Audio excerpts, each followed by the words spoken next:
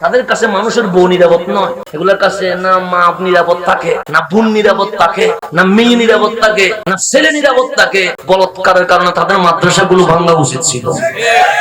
নাই কেন? উত্তর আসবে, আমাদের জন্মই তো এটার উপরে হয়। শালীর বগদাদির মাজারে হামলা করে তারা প্রমাণ করছে আমরা মদিনার ইসলাম নয়, আমরা এজিদের ইসলামে বিশ্বাস করি। এটাই তারা প্রমাণ করেছে।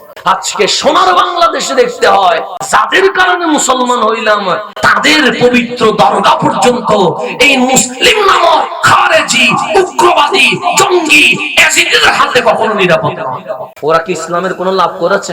বাংলাদেশে নাস্তিক আছে না, প্রত্যেক নাস্তিককে জিজ্ঞেস করবেন তোমার আসল পরিচয় কি, দেখবেন ওর বাবা মুসলমান, ওর মা মুসলমান, ওর বংশ মুসলমান, মুসলমানের ঘরের ছেলে কি হয়ে গেছে, নাস্তিক হয়ে গেছে। জিজ্ঞেস করবেন তুমি কি কোরআনে কোনো ভুল পাইছো, বলবে আমি কোরআন পড়িই নাই, ভুল পাবো কোত্থেকে? তুমি কি আমার নবীর জীবনীতে কোনো দোষ পেয়েছো? হে বলবে রসুলের জীবনী আমার ভালো করে কি হয় নাই, পড়া হয় না, তো তুমি নাস্তিক হইছো কেন? তখন উত্তর দিবে তোমাদের মধ্যে দাড়ি টুপি জুব্বা পরে মাদ্রাসায় যখন ছেলের উপর বলাৎকার করে তখন আমরা মুসলিম থাকতে পারি না। তাদের কারণে নাস্তিক হয়েছে, তাদের কাছে ছোট মেয়ে নিরাপদ নয়, তাদের কাছে মানুষের বউ নিরাপদ নয়। তাহলে এখন মাজারে যদি গাজা চলে বলে মাজার ভাঙে, বলৎকারের কারণে তাদের মাদ্রাসাগুলো ভাঙা উচিত ছিল। নাই কেন? প্রশ্ন হচ্ছে তুমি ভাঙ্গো নাই কেন? উত্তর আসবে আমাদের জন্মই তো এটার উপরে হয়। কথা ঠিক নাই? তো যেগুলা চরিত্র ঠিক নাই এগুলা কি আর ভালো কোন আচরণ করতে পারবে? যাদের চরিত্রই কি নাই, ঠিক নাই, এগুলো মাজার ভাঙবে, চরিত্র তো ঠিক নাই। এগুলোর কাছে না মা নিরাপদ থাকে, না বোন নিরাপদ থাকে, না মেয়ে নিরাপদ থাকে, না ছেলে নিরাপদ থাকে। তো যাদের কাছে কেউ নিরাপদ নয় তাদের কাছে শান্তির জায়গা মাজার দরগা খানেকা নিরাপদ থাকবে প্রত্যেকে। ভিতরে আলসা চরিত্র করতে হবে কি নয়, ঠিক নয়। এখন সেই জন্য বাংলাদেশে যত নাস্তিক বেড়েছে আপনি কথা বলে দেখবেন এই নাস্তিক গুলো, এই নাস্তিক হওয়ার পিছনে তাদের চরিত্র, তাদের আচার, তাদের আচরণ এই জঙ্গি খারেজিদের উগ্রবাদীদের কারণে সোনার বাংলাদেশে আজ নাস্তিক নামের গোষ্ঠী পয়দা হয়ে গেছে। অনেক ছেলে সেকুলার হয়ে গেছে। আনোয়াতে দেখবেন অনেক ছেলে ইসলাম ত্যাগ করেছে, শুধু জুমার নামাজ পড়ে। কিসের নামাজ পড়ে? জুমার নামাজে মুসলমান না। আপনি কথা ঠিক, কথা ঠিক কেন? কারণ আমরা যে ঢাকায় নামাজ পড়ায় আমাদের হরেক রকম মুসল্লি আছে, একরকম না, হরেক রকম মুসল্লি। কোন মুসল্লি 3/4 প্যান্ট পরে নামাজ পড়তে আসে, কোন মুসল্লি এখানেও হাতের কাফিয়া নাই, এখানেও নাই, এতটুকু পর্যন্ত গেঞ্জি পরে নামাজ পড়তে আসে। এরকম অনেক হরেক রকমের মুসল্লি আমরা দেখি। তো মাঝে মাঝে কোন কোন মুসল্লি অনেকক্ষণ দাঁড়িয়ে থাকে, আমাদের সাথে মোলাকাত শেষ হইলে উনি যখন একলা থাকে তখন জিজ্ঞেস করি কিছু বলবেন? আপনাকে দেখে তো মনে হয় শিক্ষিত মানুষ। আমি বললাম কি আলোচনায় সমস্যা? আলোচনা সুন্দর হয়েছে, আপনি কি মুসলিম? আমি বললাম আমি মুসলিম না হইলে আজ জুমাতে আসলাম কেন, তাকরীর করলাম কেন, খুতবা দিলাম কেন, নামাজ পড়লাম কেন? আমি তো মুসলিম না। মাথায় টুপি তো আছে, পাঞ্জাবি তো আছে, নামাজ পড়েন নাই? সে পড়ছি তো। নামাজ পড়লেন মুসলিম না? আমি ফজর পড়ি না, আমার মা বাবা কিছুই বলে না, জোহর আসর মাগরিব এশা পড়ি না, আমার মা বাবা কিছুই বলি না, কিন্তু জুমার দিন সমস্যা করে 12টার পর থেকে জ্ঞান জ্ঞান করে মা বাবার চিল্লানির কারণে মসজিদে আসছি, মুসল্লি হিসেবে মসজিদে আসি নাই। আপনি আনোয়ারাতেও খেয়াল করলে দেখবেন অসংখ্য মুসলমানের ছেলে মনে মনে নাস্তিক হয়ে বসে আছে।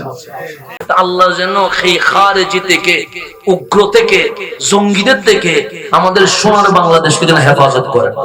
এই সোনার বাংলাদেশে শালী বাগদাদির মাধ্যমে, শরফুদ্দীন চিশতির মাধ্যমে ওই বাগদাদের জমিন থেকে বাংলার জমিন ইসলাম পেয়ে গেছে। আমরা ইসলাম পাইছি, এটা কানেকশন মদিনা থেকে ডাইরেক্ট। সেই জন্য আপনারা যারা ছেলেদেরকে মাকতাবে পাঠান, মাকতাবের মধ্যে কায়দার নাম কি? কায়দায়ে বাগদাদি, বাগদাদি কায়দা, কায়দার নাম কেন? ওই বাগদাদি নাম দিয়ে আপনাকে জানান দিচ্ছে তোমার ইসলামে ভেজাল নাই। কেন? মদিনার ইসলাম বাগদাদে আসছে, কায়দায়ে বাগদাদি। সর্বপ্রথম তুমি যখন মাকতাবে গেছো তোমার ভেতরে নসরতের প্রেম যেন না আসে, তোমার ভেতরে খারেজির প্রেম যেন না আসে, তোমার ভেতরে শিয়া প্রেম যেন না আসে। কায়দায়ে বাগদাদি তোমার ইসলাম বাগদাদ থেকে এসেছে। তুমি খারেজিও নয়, তুমি শিয়াও নয়, তুমি মুস্তাফার গোলাম আহলে সুন্নাত ওয়াল জামাত। সেই জন্য প্রথম বই খুলতে গিয়েই প্রথমে লেখা আছে কায়দায়ে বাগদাদি। আলিফ বার আগে, বিসমিল্লাহর আগে। কেন বাগদাদি? আমার প্রেম যেন গৌসে পাক পর্যন্ত যায়, সেজন্য প্রথম বই বাগদাদি বই। আর সেটা বাদ দিয়ে এখন আসি নজদের প্রেমে। কিসের প্রেমে? নজদের প্রেমে। এখন আসি খারজিয়তের প্রেমে, কেউ আছে শিয়াবাদের প্রেমে। এই প্রেম তো আমাদের দরকার ছিল না। আমাদের তো প্রথম বইয়ে লেখা আছে কায়দায়ে বাগদাদি। কেন? সে মদিনার ইসলামটা বাগদাদে আসছে, ওই বাগদাদের ইসলামটা তোমার সোনার বাংলাদেশে আসছে। শাহ আলী বাগদাদি, ওনার মাধ্যমে আমরা ইসলাম পেয়েছি। শরফুদ্দীন চিশতি, ওনার মাধ্যমে আমরা ইসলাম পেয়েছি। বাইজিদ বুস্তামি, ওনার মাধ্যমে আমরা ইসলাম পেয়েছি। শাহ জালাল, শাহ কামাল, নাসিরউদ্দিন সিবাসালা, ওনাদের মাধ্যমে আমরা ইসলাম পেয়েছি। মোহসেন আউলিয়া, শাহ আমানত, ওনাদের মাধ্যমে আমরা ইসলাম পেয়েছি। আমাদের কায়দা লিখেছিল কায়দায়ে বাগদাদি। কেন? শাহ আলী বাগদাদি থেকে। শাহ আলী বাগদাদি ইসলামের, আমাদের বাংলাদেশের জন্য ইসলামের মূল, আমাদের বাংলাদেশের জন্য ইসলামের আসল সেজন্য শাহ আলী বাগদাদির মাধ্যমে ইসলামটা এখানে এসেছে বলে আমাদের কায়দার নাম কি? কায়দায়ে বাগদাদি। আমরা এমন সময়ে আজকে একত্রিত হয়েছি, হয়তো আজ রাত জিলকদের শেষ রাত। আগামীকাল যদি চাঁদ উঠে যায়, জিলহজের মাস শুরু হয়ে যাবে। আমার কামলিওয়ালা রসুল বলছে, এই জিলহজের প্রথম যে 10 দিবস রয়েছে, এই দিনে রোজা রাখা, সে একটা দিন রোজা রাখা মানে আমার আল্লাহ পুরো 1 বছরের রোজা রাখার সওয়াব দিয়ে দিবেন। আর একটা রাত ইবাদত করা মানে, আমরা জানি এই পৃথিবীতে আমার মালিক দিন বানিয়েছে, আমার মালিক রাত বানিয়েছে, আমার মালিক মাস বানিয়েছে। কিন্তু যখন শুক্রবার আসবে, আমার কামলিওয়ালা রসুল বলে সৈয়দুল আইয়াম, শুধু শুক্রবার শনিবারের চেয়ে দামি নয়, রবিবারের চেয়ে দামি নয়, মঙ্গলবারের চেয়ে দামি নয়, বুধবারের চেয়ে দামি নয়। মিরকাত শরীফের হাদিস হচ্ছে, আমার আল্লাহর কাছে ইয়াউমুল জুমা, শুক্রবার, ঈদুল আজহা, ঈদুল ফিতরের চেয়েও আরো কোটি গুণ দামি হয়ে গেছে। এটা শুক্রবারের ফজিলত। এই দামি করে দিয়েছেন কে? আল্লাহ। ঠিক তেমনি ভাবে 1 মাসের উপরে আরেক মাসকে আমার আল্লাহ ফজিলত দিয়েছেন। এক রাতকে আরেক রাতের মধ্যে ফজিলত দিয়েছেন। আমার মালিক যেই সৃষ্টি মাখলুক বানিয়েছেন, হ্যাঁ, এই গরু, ছাগল, মহিষ, এগুলো মালিকের সৃষ্টি। আসমান ও জমিন, এগুলো মালিকের সৃষ্টি। আরশ, লৌহ, কলম, এগুলো মালিকের সৃষ্টি। কিন্তু আমার মালিক বলছে, যত সৃষ্টি আছে, লাকাদ খালাকনাল ইনসানা ফি আহসানি তাকওয়িম, সমস্ত সৃষ্টির মাঝে আমি আল্লাহ মানুষকে সবচেয়ে দামি করে দিয়েছি। তাহলে মানুষের চেয়ে দামি আর কিছুই নাই।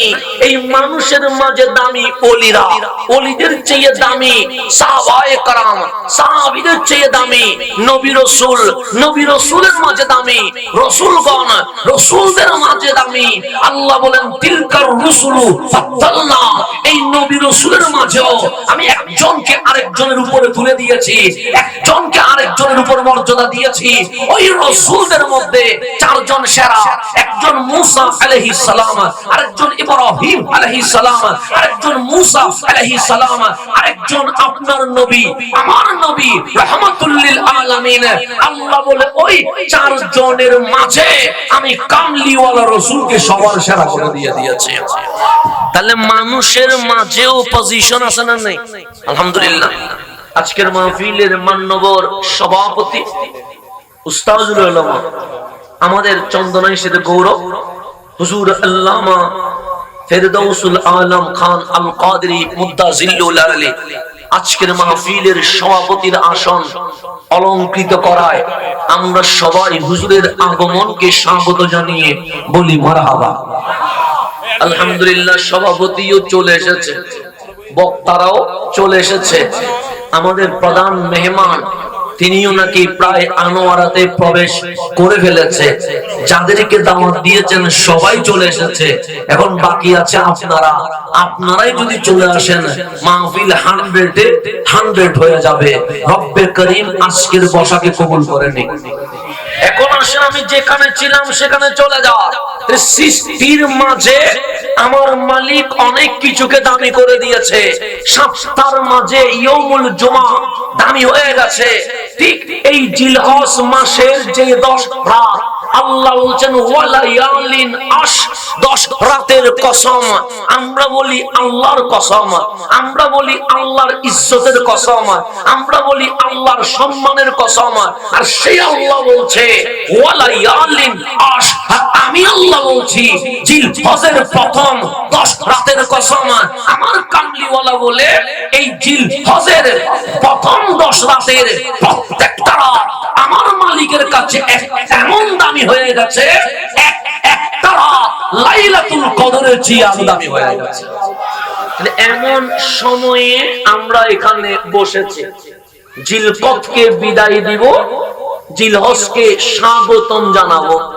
এমন সময়ে বসেছি অনেক হাজীগণ আমার নবীর সবজে গম্ভীরকে সামনে নিয়ে আসসালাতু ওয়াসসালামু আলাইকা ইয়া রাসূলুল্লাহ বলে কামলিওয়ালাকে সালাম দিচ্ছে। আর অনেক হাজী খানায়ে কাবার চতুর্পাশে লাব্বাইক আল্লাহুম্মা লাব্বাইক বলে মালিকের তাকবীর দেওয়া শুরু করে দিয়েছে। এই পবিত্র সময়ে আল্লাহ আমাদেরকে সিনেমায় নয়, নাটকে নয়, জেনাই নয়, মাদকে নয়, হানাহানিতে নয়, মারামারিতে নয়, আমার নবীর প্রেমের বাগানে কবুল করে নিয়েছে। তা আমরা খুশি না বেজার? খুশি হইলে সবাই বলি আলহামদুলিল্লাহ। এখন আসেন গভীর মনোযোগ, জিলহজ আসলেই খানায়ে কাবার কথা মনে পড়ে যায়। কেন? হাজীগণ চলে গেছে কাবার দিকে, তা আমরা যেতে না পারলেও সমস্যা নাই। ফজর, যোহর, আসর, মাগরিব, এশা আমরাও কাবার দিকে নামাজ পড়ছি। পৃথিবীর মূল কেন্দ্রবিন্দু খানায়ে কাবা। সেই জন্য পৃথিবীকে বলা হচ্ছে গোলাকার, বিশ্বকে গোল বলা হয়। কিন্তু এখন বিজ্ঞান বলছে ফুটবলের মতো গোল বললে মিথ্যা হবে, ডিমের মতো গোল বলতে হয়। যেমন গোল বলেন, ফুটবলের মতো বলেন বা ডিমের মতো বলেন, এই পৃথিবীর ঠিক মাঝখানে খানায়ে কাবাকে আল্লাহ রেখে দিয়েছেন। কেন? আল্লাহ জানান দিচ্ছে মাঝখানেই এটাই মূল জিনিস থাকে। আর আমি আল্লাহ ইন্না আউওয়ালা বাইত উদিয়া লিন-নাস লাল্লাযী বিবাক্কা, ওই মক্কায় যে ঘর বাইতুল্লাহ দেখতে পাচ্ছো এটা পৃথিবীতে কেউ বানায় নাই। ইন্না আউওয়ালা বাইত, যখন এই জমিনে কেউ ছিল না, আমি আল্লাহ নিজেই বাইতুল্লাহকে বানিয়ে দিয়েছি। আউয়াল মানে প্রথম। এই জমিনে প্রথম যে ঘরটা উঠছে এটার নাম খানায়ে কাবা। তা আপনাদেরকে যদি বলি রোড কে করছে, বলবেন ঠিকাদার কোম্পানি করেছে। বিল্ডিং কি করেছে, বলবেন ইঞ্জিনিয়ারে করেছে। মসজিদ কে বানাইছে, বলবেন এলাকার সব মানুষ একসাথে শরীক হয়ে বানিয়েছে। আল্লাহ বলে বান্দারে, যদি বলে ব্রিজ কে বানিয়েছে, বলবা জাপানি কোম্পানি বানিয়েছে। যদি বলে কালভার্ট কে বানিয়েছে, বলবে চাইনিজ কোন কোম্পানি বানিয়েছে। রাস্তা কে বানিয়েছে, বলবা ঠিকাদারে বানিয়েছে। এই বাংলো কে বানিয়েছে, বলবে ইঞ্জিনিয়ারে বানিয়েছে। আর আমি আল্লাহ বলছি পৃথিবীতে একটা ঘর আছে, ইন্না আউওয়ালা বাইত উদিয়া লিন-নাস লাল্লাযী বিবাক্কা। ওই খানায়ে কাবা যেটা আছে, পৃথিবীর কোন ঠিকাদার, কোন ইঞ্জিনিয়ার, কোন কোম্পানি বানায় নাই, আমি আল্লাহ নিজেই বানিয়ে দিয়েছি। তাহলে খানায়ে কাবা বানিয়েছেন কে? আল্লাহ। এই কথা তখন মানুষই নাই, ইঞ্জিনিয়ার কোথায় পাবেন? কোম্পানি নাই, ঠিকাদার কোথায় পাবেন? তা আল্লাহ বলে আমি বানিয়েছি। ঠিক সেই আয়াতের তাফসীরে বলা হচ্ছে সাইয়্যিদুনা বাবা আদম আলাইহিস সালামকে বানানোর 2000 বছর আগে আমার আল্লাহ নিজেই খানায়ে কাবা বানিয়ে দিয়েছেন। আদম আলাইহিস সালাম এখনো জমিনে আসে নাই, কাবা হয়ে গেছে। মা হাওয়া এখনো আসে নাই, কাবা হয়ে গেছে। ইব্রাহিম খলিলুল্লাহ এখনো আসে নাই, কাবা হয়ে গেছে। মুসা কালিমুল্লাহ এখনো আসে নাই, কাবা হয়ে গেছে। পৃথিবীর নিয়ম কানুন এখনো শুরু হয় নাই, কাবা হয়ে গেছে। পৃথিবীতে দ্বীন ইসলাম এখনো কায়েম হয় নাই, খানায়ে কাবা হয়ে গেছে। তো কাবা হইল কেমনে? আমার মালিক ফেরেশতা আগেই বানিয়েছে, আমার মালিক জিন আগেই বানিয়েছে, আমার মালিক গরু ছাগল পশু প্রাণী আগেই বানিয়েছে, সব কিছু বানিয়েছে, কিন্তু মানুষ বানায় নাই। আল্লাহ কোরআনে বলছেন ওয়া ইয ক্বালা রাব্বুকা লিল মালাইকাতি ইন্নী জাইলুন ফিল আরদি খলিফা। আল্লাহ বলে বান্দা আমি একটা মাহফিলের আয়োজন করেছি, মালিক মাহফিলের বক্তার নাম কি? আল্লাহ বলে রব্বুল আলামিন। তো এই মাহফিলে কি আমি ছিলাম? আল্লাহ বলে না। সভাপতি মহোদয় ছিলেন? আল্লাহ বলে না। আমরা সবাই ছিলেন? আল্লাহ বলে না। নবী রাসূলগণ ছিলেন? আল্লাহ বলে না। তো মালিক কে ছিল? দিল মালাইকা, সেখানে জিবরাইল ছিল, মিকাইল ছিল, ইসরাফিল ছিল, আজরাইল ছিল, এক কথাই সমস্ত ফেরেশতাগণ ছিল। তো মালিক বক্তব্য কোন বিষয়ে ছিল? আল্লাহ বলে আমি আল্লাহ নিজেই বক্তা হইয়া ফেরেশতাদেরকে বলছি ইন্নী জাইলুন ফিল আরদি খলিফা। হে আমার ফেরেশতা শোনো, আমার এই জমিনে আমি আমার খলিফা পাঠাবো, আমার খলিফা বানাবো। তো খলিফা কে হবে? গরু হবে? সে না। ছাগল হবে? সে না। পশু পাখি হবে? সে না। আসমান জমিনে অসংখ্য মাখলুকাত তারাই হবে? আল্লাহ বলে না, খলিফা হবে ইনসান, মানুষই। তখন ফেরেশতারা আপত্তি করলেন মালিক কারে বানাবা? আল্লাহ বলে ইন্নী জাইলুন ফিল আরদি খলিফা, আমি মানুষ বানাবো। তখন তারা বললেন ক্বালু, তারা বললেন মালিক কেন মানুষ বানাবা? তাদেরকে বানায়া তো কোনো লাভ হবে না। কেন? নাহনু নুসাব্বিহু বিহামদিকা ওয়া নুকাদ্দিসু লাক, আমরা তোমার তাসবিহ করি, আমরা তোমার ইবাদত করি, আমরা না ঘুমাই, না খাই, না জিনা করি, না মারামারি করি, না হানাহানি করি, কিন্তু যাদেরকে মানুষ বানাবা তাদের ভিতরে নফস আছে। তো নফস হইলে কি হবে? আতাজআলু ফিহা মান ইউফসিদু ফিহা ওয়া ইয়াসফিকু দিমা, তারা তো দুনিয়াতে মারামারি করবে, হানাহানি করবে, রক্তপাত করবে। ফেরেশতা তো মিথ্যা বলে নাই। আজকে এই পৃথিবীতে আমরা দেখতে পাচ্ছি মানুষ নামের জানোয়ারগুলো মরক সৃষ্টি করে ইমানকে পর্যন্ত শহীদ করে দিচ্ছে। কথা ঠিক না? ফেরেশতারা তো মিথ্যা বলে নাই। জাইলুন ফিল আরদি খলিফা যখন বলছেন, ফেরেশতারা বলেন আতাজআলু ফিহা মান ইউফসিদু ফিহা ওয়া ইয়াসফিকু দিমা, মালিক তারা ফাসাদ করবে, তারা মারামারি করবে, তারা মব সন্ত্রাসী করবে, তারা মানুষকে মানুষ মনে করবে না। এই পৃথিবীতে যত অশান্তি হচ্ছে কোন প্রাণী করে নাই, সকল অশান্তির মূলে মানুষ আছে না? আছে। পাহাড় কাটছে কে? মানুষে। গাছ কাটছে কে? মানুষে। এই পৃথিবীতে জিনা করছে কে? মানুষে। হত্যা করছে কে? মানুষ রে। আরে যে পাগল, যাদের কোনো শরীয়ত নাই, ওই পাগলকে পর্যন্ত মারছে অমানুষ নামের মানুষগুলো। কথা ঠিক না? আমরা শাহ আলী বাগদাদী রাহমাতুল্লাহি আলাইহি ওনার মাজার প্রাঙ্গণে যেই নেককারজনক হামলা হয়েছে তা আমরা নিজের চোখে দেখেছি কি দেখি নাই? দেখছি। যাদের কারণে মুসলমান হইলাম তাদের গর্বারিও নিরাপদ নয়। আমরা বাংলার মানুষ বড় সৌভাগ্যবান। আপনি বলবেন হুজুর কেমনে বড় সৌভাগ্যবান? কারণ আমাদের সৌভাগ্য আসার পিছনে কারণ আছে।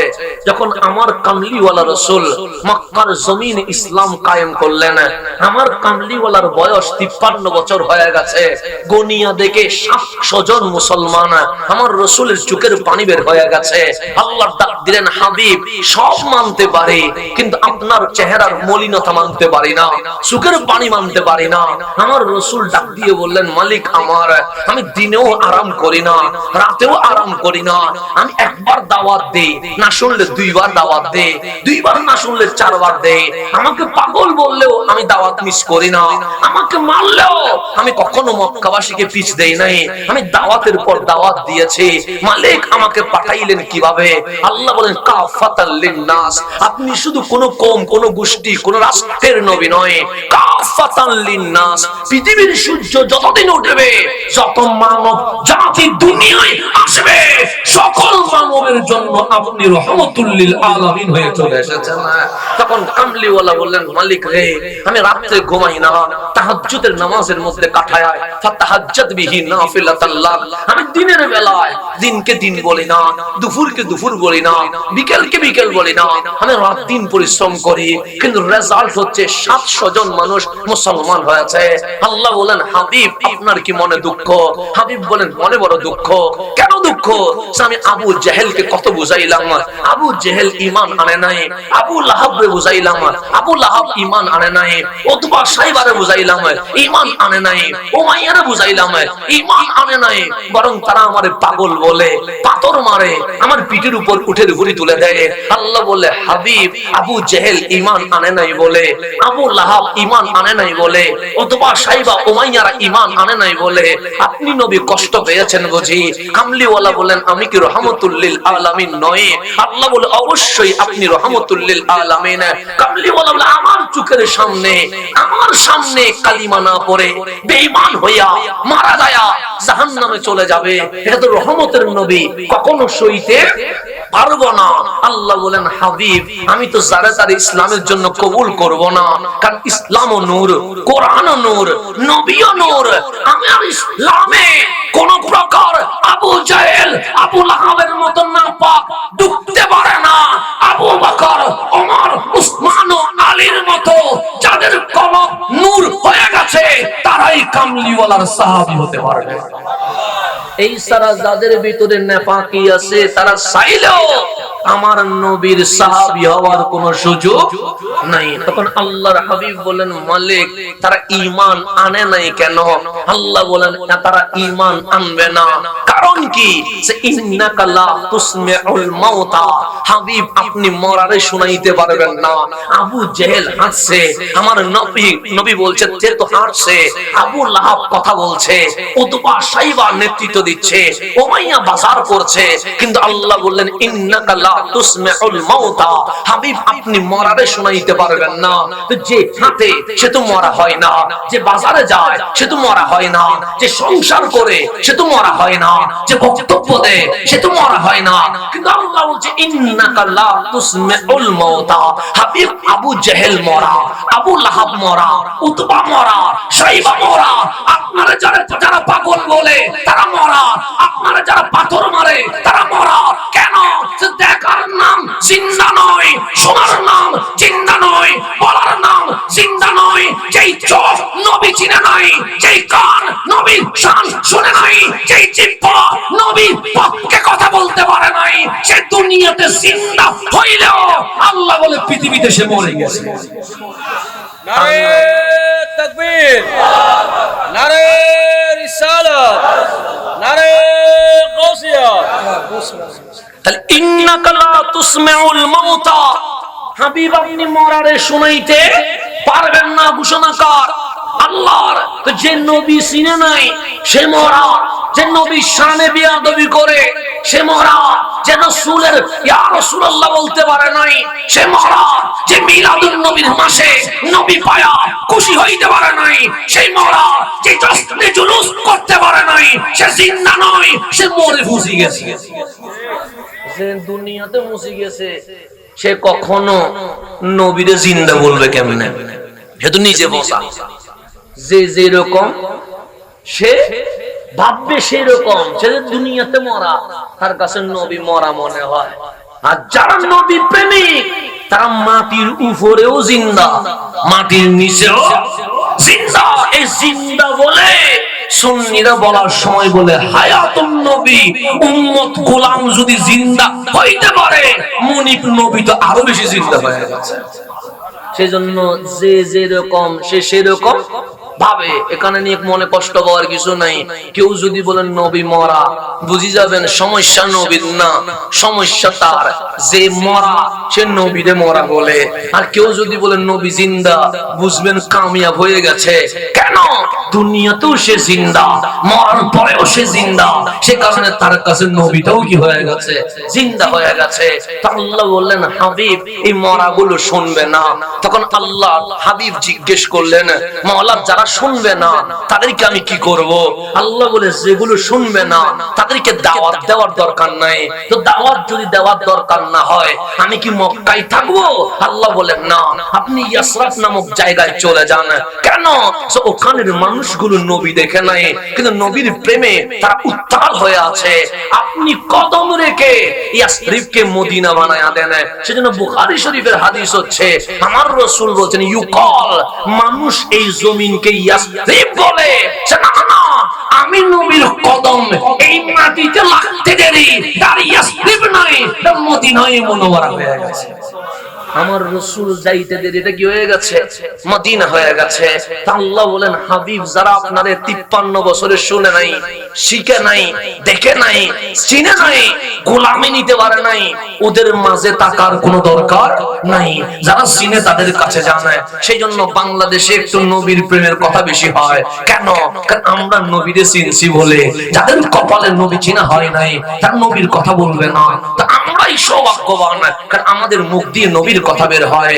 আমার রাসূল 53 বছর বয়সে খানায়ে কাবার ওই চত্বর মক্কা নগরী ছেড়ে দিয়ে মদিনায় মুনাওয়ারায় আসলেন। পৃথিবীর ইসলামের সূর্য উঠে গেছে। দলে দলে আমার নবীর কদমে মানুষ আসতে লাগলেন। কামলিওয়ালার ওফাত হলেন, জাহিরি পর্দা হয়ে গেলেন। সাইয়্যিদুনা সিদ্দিক আকবর খেলাফতে আসলেন। খেলাফতে যখন আসলেন, আস্তে আস্তে সাহাবায়ে কেরাম দিক বেদিক ছুটতে শুরু করেছে। এক রাষ্ট্র থেকে আরেক রাষ্ট্র সরতে শুরু করেছে। ইতিহাস লিখছে ওই জামানায় সিদ্দিক আকবরের জামানা থেকে ফারুক আজম, ফারুক আজমের জামানা থেকে উসমান যুন্নুরাইন, উসমান যুন্নুরাইনের জামানা থেকে মাওলা আলী। তখন ওই জামানায় সাহাবায়ে কেরাম এক দেশ থেকে আরেক দেশে যাচ্ছে ইসলাম প্রচারের জন্য। সেখানে লেখা আছে 313 জন বদরি সাহাবীর মাঝে 150 জন সাহাবী বাগদাদে চলে এসেছে। বদরি সাহাবী কয়জন? 313। তন্মধ্যে 150 জন, তার মানে 150 জন চলে আসছে কোথায়? বাগদাদে। বদরি সাহাবী, বদরি সাহাবীদের মধ্যে 150 জন আসছে বাগদাদে। মদিনার আনসার থেকে আরো 150 জন আসছে বাগদাদে। হইল কয়জন? 300 জন। 300 জন আসে গেছে কোথায়? বাগদাদে। এটা যদি গভীরভাবে খেয়াল করবেন, আমরা কত সৌভাগ্যবান বান্দা, কত সৌভাগ্যবান নবীর উম্মত, কত সৌভাগ্যবান মালিকের বান্দা। 150 জন বদরি সাহাবী ওনারা মদিনায় মুনাওয়ারার সফর শেষ করে সবাই চলে আসলেন কোথায়? বাগদাদে। 150 জন আনসারী সাহাবী যারা মদিনা ছেড়ে চলে আসেন কোথায়? বাগদাদে। তার মধ্যে ফকিহুল উম্মাহ যাকে বলা হয় হযরতে আব্দুল্লাহ ইবনে মাসউদ রাদিয়াল্লাহু তাআলা আনহুমা, উনিও চলে আসছেন কোথায়? বাগদাদে। ঠিক আমার নবীর যিনি খাদেম, বুখারী শরীফে যেখানে লেখা আছে ওয়ান আনাস রাদিয়াল্লাহু তাআলা আন, ব্র্যাকেটে লেখা আছে সাহিবুহু ওয়া খাদিমুহু, কামলিওয়ালার 24 ঘন্টার খাদেম যার নাম হযরতে আনাস, উনিও চলে আসছেন বাগদাদ। মানে পুরা এলম সব জমা হচ্ছে কোথায়? বাগদাদে। এটা খুব ডিপলি কথা উলামায়ে কেরাম যদিও বা জাহেরান মানুষের সামনে বলে না। হযরতে আনাস বিন মালিক রাদিয়াল্লাহু তাআলা আন, ওনার বয়স যখন 10 বছর, তখন আমার নবী আসলেন ইয়াসরিবে। ইয়াসরিব হয়ে গেছে কত? মদিনায়ে মুনাওয়ারা। তো 10 বছরের বাচ্চা কি কিছু বুঝেনি? বুঝে না। তোরা খেলবে, দৌড়বে, কথা বলবে, ডিস্টার্ব করবে। ছোট ছোট বাচ্চাগুলো একবার এদিকে আসতেছে, আরেকবার ওইদিকে যাচ্ছে। তো তার বয়স যদি 20 বছর হইতো, সে কি কখনো দৌড়াদৌড়ি করতো? কেন? তার এই যে শিশু সুলভ আচরণ, সে তো ও করবে। আমি যদি এখান থেকে না আমি দৌড়ি, মানুষে পাগল বলবে না? আচ্ছা এই হুজুরে কি শুরু করছি? না আমি এখানে ডানে আর বামে দৌড়ে। তা আমি দৌড়লে আপনি বলবেন মেন্টাল, কিন্তু এই ছোট বাচ্চা দৌড়লে আপনি বলবেন না না, এটা তো ওর আচরণ শিশু সুলভ। ওই 10 বছরের বাচ্চা আনাস যেদিন শুনেছে কামলিওয়ালা আসবে, সেদিন থেকে পাহাড়ের চওড়ায় দাঁড়িয়ে আছে যে আমি আনাস সর্বপ্রথম আমার নবীকে দেখে স্লোগান দিব, যা রাসূলুল্লাহ, দেখো দেখো ইয়াসরিব আর ইয়াসরিব নাই, কামলিওয়ালা এসে গেছে। আমার নবীর কদমের নূরে ইয়াসরিব আজ মদিনায় মুনাওয়ারা হয়ে গেছে। 10 বছরের বাচ্চা অপেক্ষা আছে কার জন্য? নবীর জন্য, মদিনাওয়ালার জন্য। কামলিওয়ালা আসলেন, মানুষ রাসূলকে টানছে। এগুলো বলতে গেলে অনেক দূরে চলে যাবে ঘটনা। মানুষ টানছে রাসূলকে। রাসূলের ওঁট মোবারক গিয়ে থামলেন হযরতে আবু আইয়ুব আনসারী রাদিয়াল্লাহু তাআলার ঘর, যেটাকে আবু আইয়ুব আনসারীর ঘর বলছে না, কিতাব তারিখ হিস্টরি ইতিহাস বলছে এই ঘরটা স্বয়ং 1000 বছর আগে আমার নবী মদিনায় আসার ইয়ামানের বাদশা আমার নবীর জন্য হাদিয়া হিসেবে বানিয়েছে। নবী কারো ঘরে ওঠে নাই, নবী নিজের ঘরে উঠছে। এই আবু আইয়ুব আনসারীর ঘর, এটা রাসূলের ঘর, এখানে রাসূল উঠছে। তো যখন একটা ঘর নির্ধারিত হয়ে গেছে, সেখানে কেউ কাপড় নিয়ে যাচ্ছে, কেউ থালা বাসন নিয়ে যাচ্ছে, কেউ খাবার নিয়ে যাচ্ছে, কেউ হাদিয়া নিয়ে যাচ্ছে। সাইয়্যিদুনা আনাস মায়ের কাছে আসলেন, মাগো ইয়াসরিবের আবহাওয়া পরিবর্তন হয়ে গেছে, কেন? কামলিওয়ালা ইয়াসরিবকে মদিনা বানিয়ে দিয়েছে, সবাই হাদিয়া নিয়ে দিচ্ছে, মারে আমাদের ঘরে কি দামি কোনো জিনিস নাই? মা বললেন, আমরা গরিব মানুষ, এক বেলা খাইলে দুই বেলা খাইতে পারি না, দামি জিনিস থাকবে কোত্থেকে? তার যদি দামি জিনিস থাকতো আমরাও তো নবীকে হাদিয়া দিতে পারতাম। সাইয়্যিদুনা আনাসের মায়ের চেহারার রং পরিবর্তন হয়ে গেছে। আনাস বললেন, মাগো আমরা যেহেতু মিনাল ফুকারা মিনাল গুরাবা, আমরা যেহেতু ফকির মিসকিনের ফ্যামিলি থেকে এসে গেছি, সুতরাং আমাদের কোনো গুসা হওয়ার দরকার নাই। যেহেতু নবীজিকে অনেকে হাদিয়া দিচ্ছে, আমরা না দিলেও কোনো সমস্যা নাই। তখন আনাসের মাকে সান্ত্বনা দিয়ে আনাস জিজ্ঞেস করলেন, মারে তোমার কাছে সবচেয়ে দামি জিনিস কোনটা? তো মা আনাসের দিকে তাকিয়ে বলছেন, বাবারে সূর্যের চেয়ে, চাঁদের চেয়ে, আসমান ও জমিনের চেয়ে সবচেয়ে দামি জিনিস আমার কাছে আমার ছেলে আনাস। তখন আনাস বলে, আগে না বলছিলা ঘরে দামি জিনিস নাই? কে বলে দামি জিনিস নাই? তোমার ঘরে তো আমি আনাস তোমার কাছে সবচেয়ে দামি। মারে একটা কাজ করো না। সে কি কাজ? আমি আনাসকে ধরে তুমি মা নবীর কদমে হাদিয়া দিয়ে দাও। 10 বছরের বাচ্চা থেকে নবীর প্রেম শিখা যায়। আমরা তো নবীর প্রেম শিখবো কোত্থেকে? মা সুখের বাণী ছেড়ে দিয়েছে। বাবারে এমন কথা বললি মন জয় করে ফেলেছিস।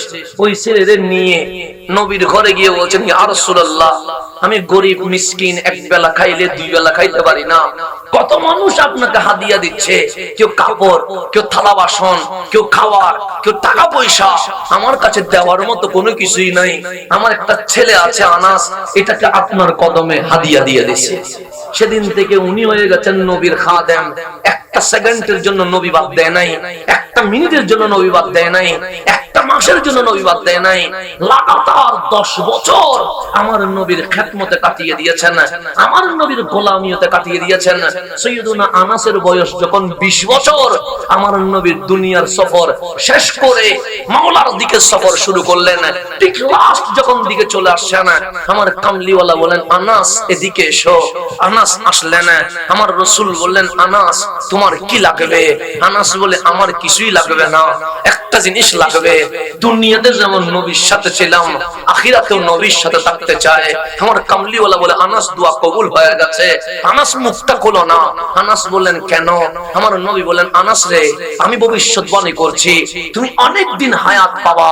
ওই কুফার ইরাক অঞ্চলে একজন সন্তানের জন্ম হবে, তার নাম নুমান।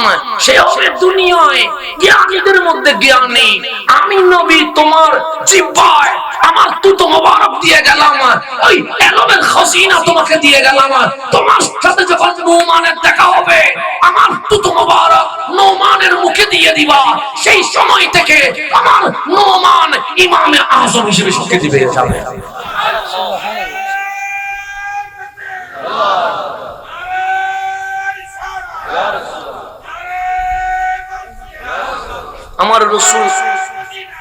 আমার রাসূলের হযরত আনাসকে বললেন, মুখটা খোলো।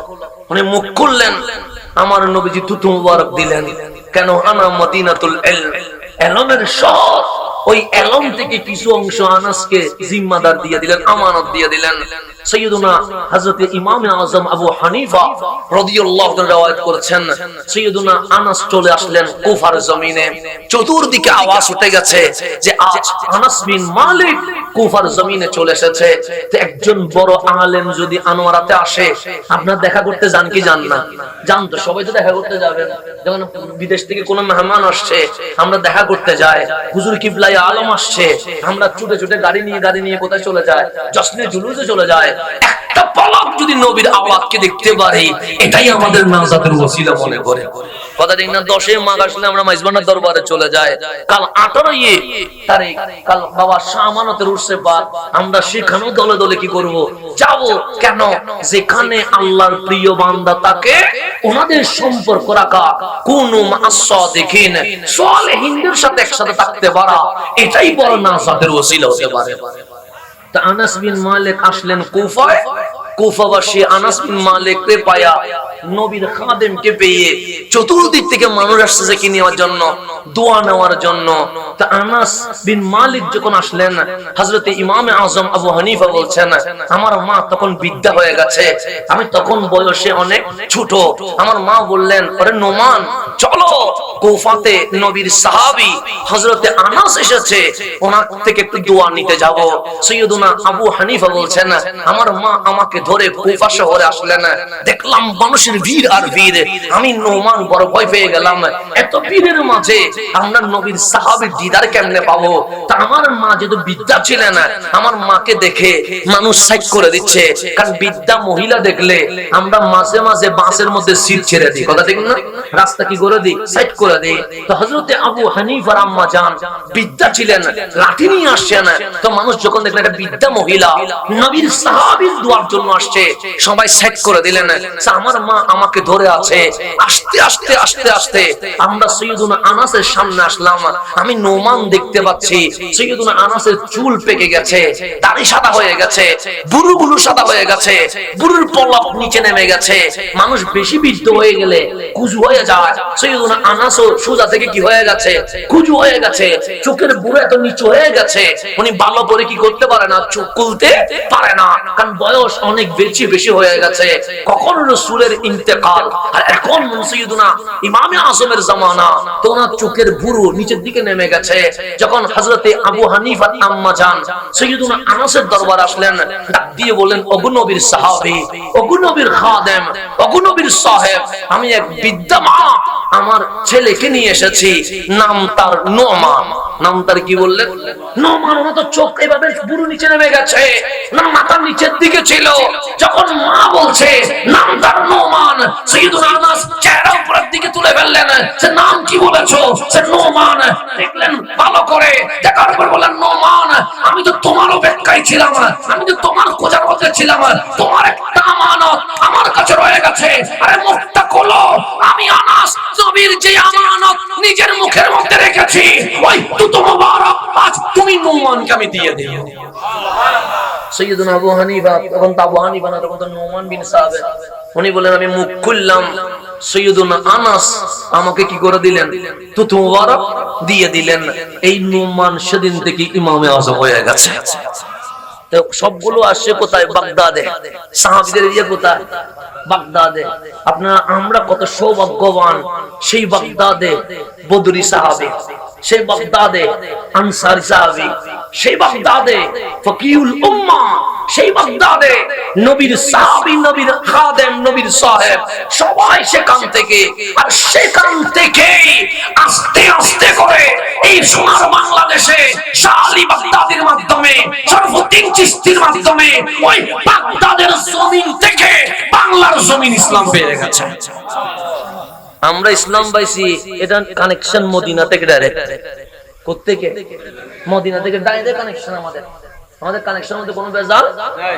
সেই জন্য আপনারা যারা ছেলেদেরকে মাকতাবে পাঠান, মাকতাবের মধ্যে কায়দার নাম কি, কায়দায়ে বাগদাদি, কায়দায়ে বাগদাদি, বাগদাদি কায়দা, কায়দার নাম। কেন ওই বাগদাদি নাম দিয়ে আপনাকে জানান দিচ্ছে তোমার ইসলামে ভেজাল নাই। কেন, সে মদিনার ইসলাম বাগদাদে আসছে, কায়দায়ে বাগদাদি। সর্বপ্রথম তুমি যখন মাকতাবে গেছো, তোমার ভেতরে নসুদের প্রেম যেন না আসে, তোমার ভেতরে খারেজির প্রেম যেন না আসে, তোমার ভেতরে শিয়া প্রেম যেন না আসে। কায়দায়ে বাগদাদি, তোমার ইসলাম বাগদাদ থেকে এসেছে। তুমি খারেজিও নয়, তুমি শিয়াও নয়, তুমি মুস্তাফার গোলাম, আহলে সুন্নাত ওয়াল জামাত। সেই জন্য প্রথম বই খুলতে গিয়েই প্রথমে লেখা আছে কায়দায়ে বাগদাদি, আলিফ বার আগে। কিসের আগে, আলিফ বার, বিসমিল্লাহর আগে লেখা আছে কায়দায়ে বাগদাদি। কেন বাগদাদি, তোমার প্রেম যেন গৌসে পাক পর্যন্ত যায়। সেজন্য প্রথম বই বাগদাদি বই। আর সেটা বাদ দিয়ে এখন আসি নজদের প্রেমে। কিসের প্রেমে, নজদের প্রেমে। এখন আসি খারজিয়তের প্রেমে, কেউ আছে শিয়াবাদের প্রেমে। এই প্রেম তো আমাদের দরকার ছিল না। আমাদের তো প্রথম বইয়ে লেখা আছে কায়দায়ে বাগদাদি। কেন, সে মদিনার ইসলামটা বাগদাদে আসছে, ওই বাগদাদের ইসলামটা তোমার সোনার বাংলাদেশে আসছে শাহ আলী বাগদাদি, ওনার মাধ্যমে আমরা ইসলাম পেয়েছি। শরফুদ্দীন চিশতি, ওনার মাধ্যমে আমরা ইসলাম পেয়েছি। বাইজিদ বুস্তামি, ওনার মাধ্যমে আমরা ইসলাম পেয়েছি। শাহ জালাল, শাহ কামাল, নাসিরউদ্দিন সিবা সালা, ওনাদের মাধ্যমে আমরা ইসলাম পেয়েছি। মোহসেন আউলিয়া, শাহ আমানত, ওনাদের মাধ্যমে আমরা ইসলাম পেয়েছি। তাজ শাহ আলীর বাগদাদির মাজারে হামলা করে তারা প্রমাণ করছে আমরা মদিনার ইসলাম নয়, আমরা এজিদের ইসলামে বিশ্বাস করি। এটাই তারা প্রমাণ করেছে। আমাদের কায়দা লিখে ছিল কায়দায়ে বাগদাদি। কেন? শাহ আলী বাগদাদি দেখে। কি দেখে? শাহ আলী বাগদাদি ইসলামের, আমাদের বাংলাদেশের জন্য ইসলামের মূল, আমাদের বাংলাদেশের জন্য ইসলামের আসল সেজন্য শাহ আলী বাগদাদির মাধ্যমে ইসলামটা এখানে এসেছে বলে আমাদের কায়দার নাম কি? কায়দায়ে বাগদাদি। আদি নামটা সেখান থেকে এখানে এসেছে। আজকে সোনার বাংলাদেশে দেখতে হয় যাদের কারণে মুসলমান হইলাম, তাদের পবিত্র দরগা পর্যন্ত এই মুসলিম নামক খারেজি, উগ্রবাদী, জঙ্গি এজিদের হাতে কখনো নিরাপদ নয়। ওরা কি ইসলামের কোনো লাভ করেছে? বাংলাদেশে নাস্তিক আছে না? অনেক নাস্তিক আছে তো। প্রত্যেক নাস্তিককে জিজ্ঞেস করবেন তোমার আসল পরিচয় কি, দেখবেন ওর বাবা মুসলমান, ওর মা মুসলমান, ওর বংশ মুসলমান, মুসলমানের ঘরের ছেলে কি হয়ে গেছে? নাস্তিক হয়ে গেছে। জিজ্ঞেস করবেন তুমি কি কোরআনে কোনো ভুল পাইছো? ও বলবে আমি কোরআন পড়ি নাই, ভুল পাবো কোত্থেকে? তুমি কি আমার নবীর জীবনীতে কোনো দোষ পেয়েছো? হে বলবে রসুলের জীবনী আমার ভালো করে কি হয় নাই, পড়া হয় না, তো তুমি নাস্তিক হইছো কেন? তখন উত্তর দিবে তোমাদের মধ্যে দাড়ি টুপি জুব্বা পরে মাদ্রাসায় যখন ছেলের উপর বলাৎকার করে তখন আমরা মুসলিম থাকতে পারি না। তাদের কারণে নাস্তিক হইছে, তাদের কারণে নাস্তিক হইছে। তাদের কাছে ছোট মেয়ে নিরাপদ নয়, তাদের কাছে মানুষের বউ নিরাপদ নয়। তাহলে এখন মাজারে যদি গাজা চলে বলে মাজার ভাঙ্গে, বলাৎকারের কারণে তাদের মাদ্রাসাগুলো ভাঙ্গা উচিত ছিল। তো ভাঙ্গে নাই কেন? প্রশ্ন হচ্ছে তুমি ভাঙ্গো নাই কেন? তখন উত্তর আসবে আমাদের জন্মই তো এটার উপরে হয়। কথা ঠিক না? তো যেগুলা চরিত্র ঠিক নাই এগুলা কি আর ভালো কোন আচরণ করতে পারবে? যাদের চরিত্রই কি নাই, ঠিক নাই, এগুলো মাজার ভাঙবে, তার চরিত্র তো ঠিক নাই। এগুলোর কাছে না মা নিরাপদ থাকে, না বোন নিরাপদ থাকে, না মেয়ে নিরাপদ থাকে, না ছেলে নিরাপদ থাকে। তো যাদের কাছে কেউ নিরাপদ নয় তাদের কাছে শান্তির জায়গা মাজার, দরগা, খানকা নিরাপদ থাকে। ওদের ভিতরে খালসা চরিত্র করতে হবে কি নয়? ঠিক নয়। তা আল্লাহ যেন সেই খারেজি থেকে, উগ্র থেকে, জঙ্গিদের থেকে আমাদের সোনার বাংলাদেশকে যেন হেফাজত করে। এখন সেই জন্য বাংলাদেশে যত নাস্তিক বেড়েছে, আপনি কথা বলে দেখবেন এই নাস্তিক গুলো, এই নাস্তিক হওয়ার পিছনে তাদের চরিত্র, তাদের আচার, তাদের আচরণ, এই জঙ্গি খারেজিদের, উগ্রবাদীদের কারণে সোনার বাংলাদেশে আজ নাস্তিক নামের গোষ্ঠী পয়দা হয়ে গেছে। অনেক ছেলে সেকুলার হয়ে গেছে। আনোয়ারাতে দেখবেন অনেক ছেলে ইসলাম ত্যাগ করেছে, শুধু জুমার নামাজ পড়ে। কিসের নামাজ পড়ে? জুমার নামাজে মুসলমান না। আপনি কথা ঠিক, কথা ঠিক। কেন? কারণ আমরা যে ঢাকায় নামাজ পড়ায় আমাদের হরেক রকম মুসল্লি আছে, একরকম না, হরেক রকম মুসল্লি। কোন মুসল্লি 3/4 প্যান্ট পরে নামাজ পড়তে আসে, কোন মুসল্লি এখানেও হাতের কাফিয়া নাই, এখানেও নাই, এতটুকু পর্যন্ত গেঞ্জি পরে নামাজ পড়তে আসে। এরকম অনেক হরেক রকমের মুসল্লি আমরা দেখি। তো মাঝে মাঝে কোন কোন মুসল্লি অনেকক্ষণ দাঁড়িয়ে থাকে, আমাদের সাথে মোলাকাত শেষ হইলে উনি যখন একলা থাকে তখন জিজ্ঞেস করি কিছু বলবেন? আপনাকে দেখে তো মনে হয় শিক্ষিত মানুষ। আমি বললাম কি আলোচনায় সমস্যা? না, আলোচনা সুন্দর হয়েছে। আপনি কি মুসলিম? আমি বললাম আমি মুসলিম না হইলে আজ জুমাতে আসলাম কেন, তাকরীর করলাম কেন, খুতবা দিলাম কেন, নামাজ পড়লাম কেন? আমি তো মুসলিম না। মাথায় টুপি তো আছে, পাঞ্জাবি তো আছে, নামাজ পড়েন নাই? সে পড়ছি তো। নামাজ পড়লেন মুসলিম না? আমি ফজর পড়ি না, আমার মা বাবা কিছুই বলে না, জোহর আসর মাগরিব এশা পড়ি না, আমার মা বাবা কিছুই বলি না, কিন্তু জুমার দিন সমস্যা করে 12টার পর থেকে জ্ঞান জ্ঞান করে মা বাবার চিল্লানির কারণে মসজিদে আসছি, মুসল্লি হিসেবে মসজিদে আসি নাই। আপনি আনোয়ারাতেও খেয়াল করলে দেখবেন অসংখ্য মুসলমানের ছেলে মনে মনে নাস্তিক হয়ে বসে আছে। কেন বসে আছে? ওদেরকে জিজ্ঞেস করে তুমি ইসলাম সম্পর্কে কি জানো? বলো আমি তেমন কিছু জানি না। তুমি কোরআন সম্পর্কে কি জানো? বলবে আমি তেমন কিছু জানি না। তুমি নবীর সিরত সম্পর্কে কি জানো? আমি তেমন কিছু জানি না। তুমি ইসলামিক হিস্টরি তারিখ কি জানো? আমি তেমন কিছু জানি না। তুমি সাকাফা সংস্কৃতি সম্পর্কে কি জানো? আমি তেমন কিছু জানি না। তো তুমি মুসলিম ঘরের ছেলে সেকুলার হইলা কেন? তখন বলবে তোমাদের মতো দাড়ি টুপি জুব্বাওয়ালাদের আচরণ দেখে আমি ওই মুসলমান থাকতে পারি নাই, আমি অমুসলিম হতে বাধ্য হয়েছি। তাহলে এই উগ্রবাদ তৌহিদি জনতা ইসলামের কোনো উপকার করে নাই, বরঞ্চ আমার শান্তির ধর্ম ইসলামের অনেক বেশি ক্ষতি করে ফেলেছে। আজকে শিক্ষিত মহল আমাদের ইসলাম থেকে কি হয়ে গেছে? বের হয়ে গেছে। আপনি মাহফিল বলে কোন শিক্ষিত মানুষ আর আসে না কেন? কারণ বলে যে ওদের চরিত্রই ঠিক নাই, ওদের মাহফিল শুনি কি হবে? তা আল্লাহ যেন আমাদেরকে বুঝার তৌফিক নসিব করেন। বড় ইয়া করবেন, ইসলামটাকে তামাশা বানিয়ে ফেলতেছেন, ইসলামটাকে একদম তামাশা বানিয়ে ফেলতেছেন, ইসলামটাকে নিজের জন্য ইউজ করতেছেন, কিন্তু ইসলামের মূল কিছুই নাই। সেই কারণে ব্যানার আছে, ইসলাম নাই, মুসল্লি আছে, কিন্তু ভিতরে কোনো ঈমান নাই। আল্লাহ যেন বুঝার তৌফিক নসিব করেন।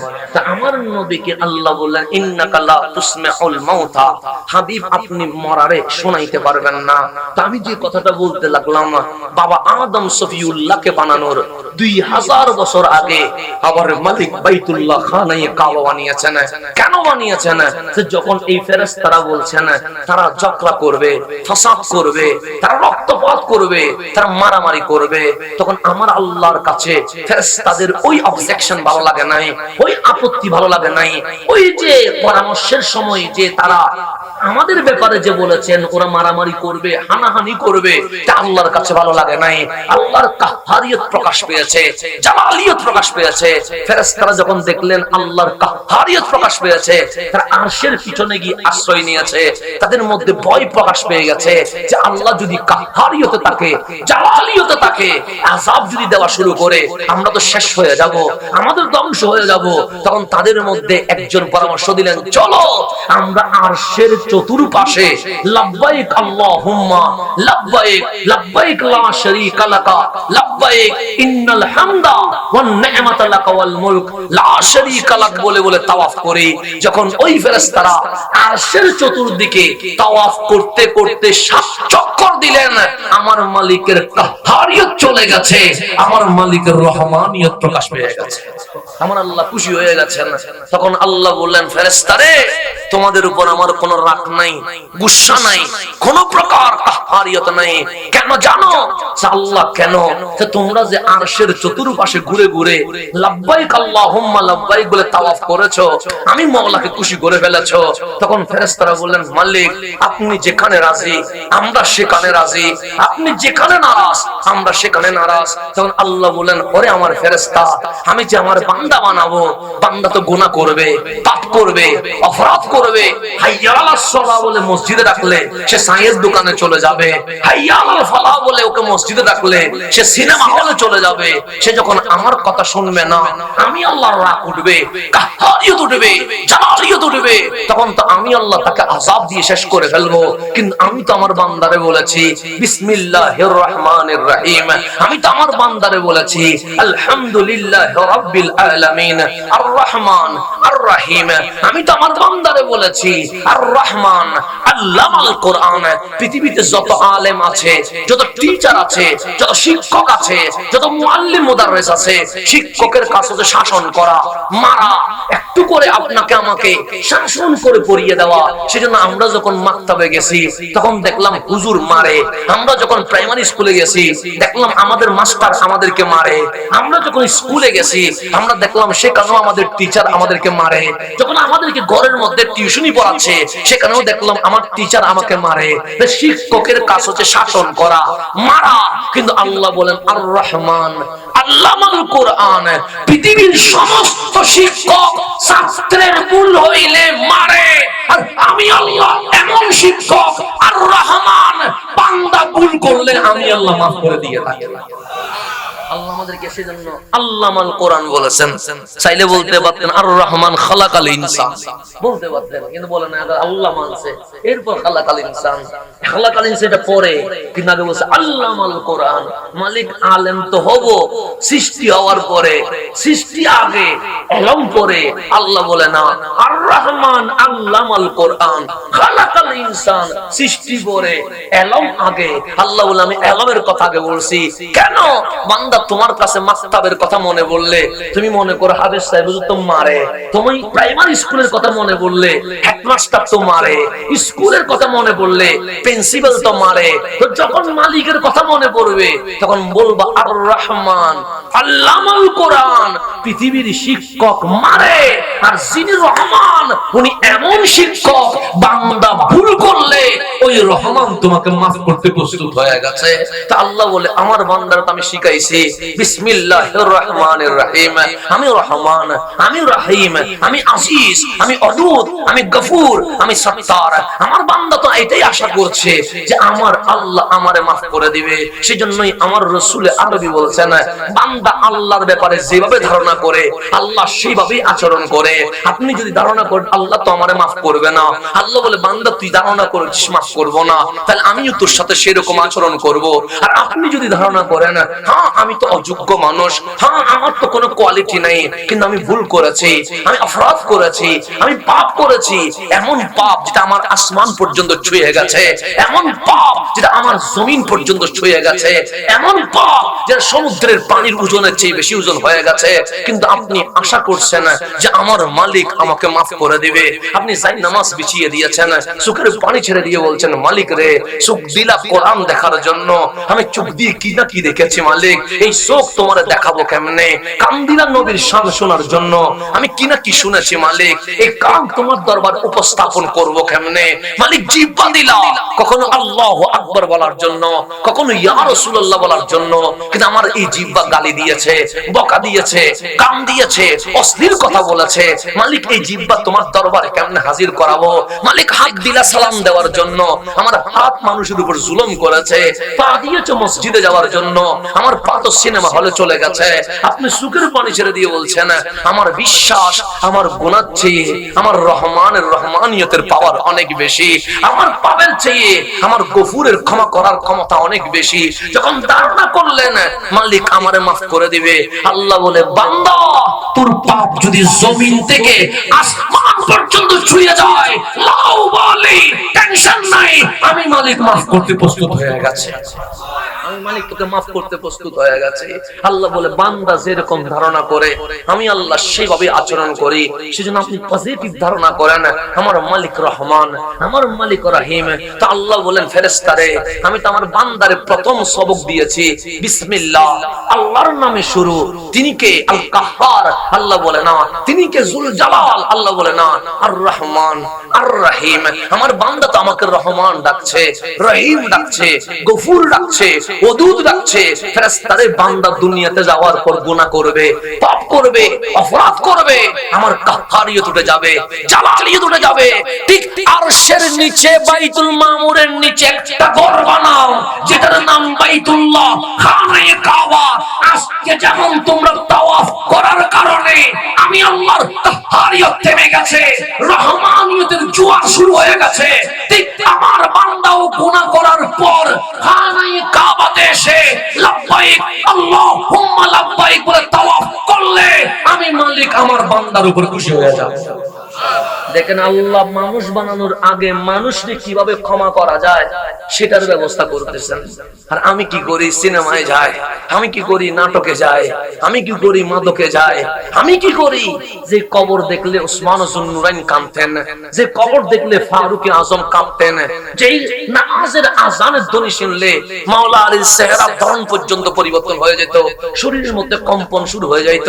আমরা ফজর পড়ি না, আমাদের কোনো আফসোস নাই, ফজর পড়ি নাই নাই তো কি হয়েছে, জোহর পড়ি নাই, জোহর যে পড়ি নাই সেটা পর্যন্ত মনের ভিতরে আসতেছে না, আসর মাগরিব পড়ি নাই, বিন্দু পরিমাণ অনুশোচনা নাই, আর আযান দিতে দেরি, সৈয়দুনা মাওলা আলীর চেহারার রং পরিবর্তন হয়ে গেছে, শরীর কাঁপাকাঁপি শুরু হয়ে গেছে। মানুষ জিজ্ঞেস করছে, আলী রে, আযান দিলে আপনার চেহারার রং পরিবর্তন হয়ে যায়, শরীর কাঁপাকাঁপি করে কেন? তখন মাওলা আলী বললেন, তুমি কি নামাজকে সহজ কোন ইবাদত মনে করেছো? সবাই বললেন, এটা কি রকম ইবাদত? আমার মালিক এই নামাজ অনেক সৃষ্টিকে দিয়ে দিয়েছিল, কোন সৃষ্টি নিতে পারে নাই, কিন্তু আমার মালিকের বিশ্বাস এই নামাজ কেউ নিতে না পারলেও আমার বান্দা তার ঠিক মতো নিতে পারবে। আল্লাহ আমাদেরকে এই নামাজের যোগ্য মনে করে আমাদেরকে আমানত দিয়েছে, আর আমরাই নামাজ পড়ি না, আমরাই মসজিদে আসি না, আমাদের আযানের ধ্বনি আমাদের বুকে কোনো খবর করে না।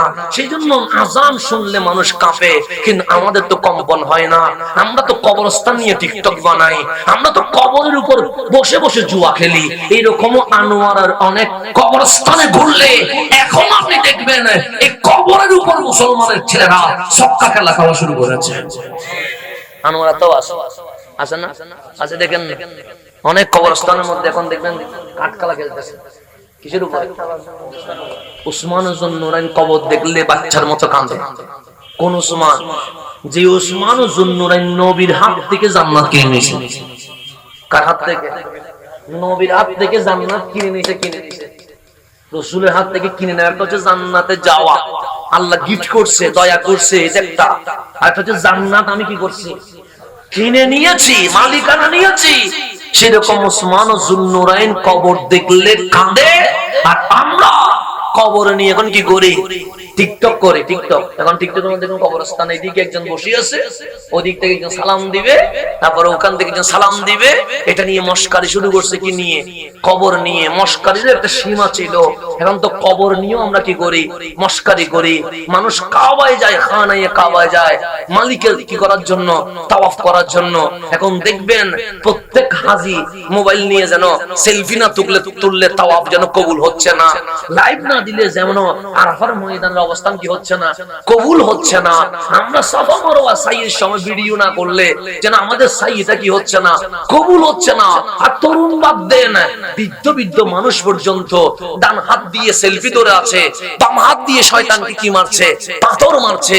আরে শয়তান আশ্চর্য হচ্ছে, হে বলে আমার পাথর মারি লাভ কি? আমার চেয়ে বড় শয়তান তো তুই না দাঁড়ায় আছে। শয়তান আফসোস করতেছে, শয়তান আফসোস করতেছে। কারণ এমন মোবাইলে সরাসরি মদিনায়ে মুনাওয়ারা যেটা আদবের জায়গা। সৈয়দুনা মালিক রাদিয়াল্লাহু তাআলা, ইমাম মালিক, যিনি জুতা নিয়ে মদিনায় কি করে নাই, হাঁটে নাই। আপনি মদিনার চত্বরে জুতা ছাড়া হাঁটতে পারবেন? টাইসের গরমে বাকি হয়ে যাবে, ফুসকা পড়ে যাবে। ওই জায়গায় সৈয়দুনা ইমাম মালিক জীবনে কখনো কি করে নাই? জুতা পরে নাই। ছাত্ররা জিজ্ঞেস করছেন, হুজুর এই গরমে মরুভূমির মাটি উত্তপ্ত হয়ে আছে, এই মাটিতে আপনার পায়ে ফোঁটা ফোঁটা আগুনের দাগ পড়ে যাচ্ছে, আপনি জুতা পরলে কি হয়? উনি বললেন, আমি এই শহরে জুতা পরি কেমনে? আমার কামলিওয়ালা কোন দিকে হেঁটে গেছে আমি তো জানি না, আমার নবীর হেঁটে যাওয়া মাটির উপরে আমি জুতা পরে হাঁটবো, এত বড় বেয়াদব তো আমি ইমাম মালিক হইতে পারবো না। আরে ইমামরা জুতা ছাড়া মদিনার আশেপাশে ঘুরছে, আর আমার ভাই উমরায় গিয়ে আমাদেরকে বলে, হুজুর একটা ভিডিও কল দিব, আপনি একটু সালাম দেন না। ওখানে কি ভিডিও কল দেওয়া যায় না? কোথায়? রোজা মোবারকের সামনে দাঁড়ায় আমাদেরকে মেসেজ দেয়, আমাদেরকে ওদের ভিডিও কল দিয়ে আপনাকে। কত বড় বেয়াদবি হচ্ছে। রাসূলের সবচেয়ে গম্ভীর কিসের ভিডিও কল? রাসূলের মদিনায়ে মুনাওয়ারায় কিসের ছবি? রাসূলের মদিনায়ে মুনাওয়ারায় কিসের লাইভ? রাসূলের মদিনায় কত হাজার আশিক মদিনায় যেতে পারছে না বলে রাত ৩টায় সুখের বাড়ি ছেড়ে দেয়, আর কামলিওয়ালা আমারে কবুল করেছে, আর আমি সবচেয়ে গম্ভীরের সামনে দাঁড়িয়ে মোবাইলের কথা মনে পড়ছে। এটা হচ্ছে বড় বেয়াদবি আর কি হইতে পারে? এটা চেয়ে বড় বেয়াদবি মোবাইলের কথা মনে পড়তেছে। কোথায় দাঁড়ায়? রাসূলের সবচেয়ে গম্ভীর দাঁড়ায় মোবাইলের কথা মনে পড়তেছে। এর চেয়ে বড় বেয়াদবি আর কি হইতে পারে? সেজন্য ইমামে আযম কত বড়, আমরা কত সৌভাগ্যবান, আমরা হানাফি মাযহাবের অন্তর্ভুক্ত হয়েছি। ইমামে আযম ফতোয়া দিচ্ছেন 4 রাকাত বিশিষ্ট নামাজে দ্বিতীয় রাকাতে তাহিয়া পড়ার পরে যদি দরুদ ইব্রাহিম কেউ ভুলে পড়ে, তাকে অবশ্যই সিজদা দিতে হবে। কি দিতে হবে? কয় রাকাতে? 4 রাকাত বিশিষ্ট নামাজের কয় রাকাতে? দ্বিতীয় রাকাতে কেউ যদি ভুলে কি পড়ে? দরুদ ইব্রাহিম পড়ে, তাহলে তাকে অবশ্যই কি দিতে হবে? সহসিজদা। সহসিজদা মানে কি? শাস্তি। সে দোষ করছে, অপরাধ করছে। ইমাম শাফি যেদিন আসলেন ইমামে আজম সেদিন দুনিয়া থেকে কি হয়ে গেছে?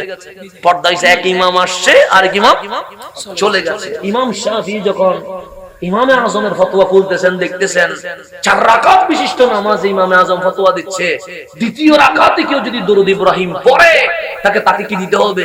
সহসিজদা দিতে হবে। ইমাম শাফি বললেন, এই ইমামে আজম, আমি আপনাকে বুক থেকে শ্রদ্ধা করি, আমি আপনার জুতা মাথার উপর নিতে পারি, আপনি ইমামে আজম, এতে কোনো সন্দেহ নাই, কিন্তু আমি এই ফতোয়া মানতে পারলাম না।